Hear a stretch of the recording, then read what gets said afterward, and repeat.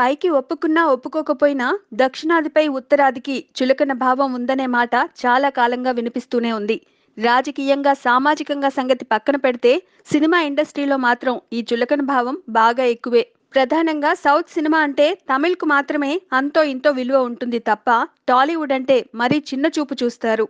ఇప్పుడు బాహుబలి 2 బాలీవుడ్ సినిమా చరిత్రను కూడా తిరగ రాసేసింది. అత్యధిక కలెక్షన్స్ సాధించిన హిందీ చిత్రంగా డైరెక్ట్ హిందీ మూవీస్ అన్నింటినీ దాటేసి ఓ Telugu dubbing cinema record సృష్టించేసింది.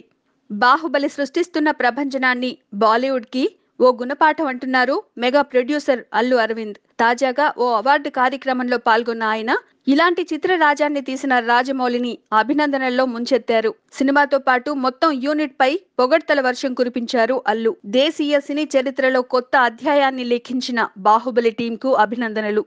Telugu ప్రజల సత్తాను ప్రపంచానికి చాటి చెప్పిన రాజమౌళిని ప్రశంసించే అవకాశం దక్కడం నా అదృష్టం. ఒక తెలుగువాడిగా నాకు గర్వంగా ఉంది అన్నారు Allu Arvind. Please subscribe. Hi, it's me Purna. Please subscribe.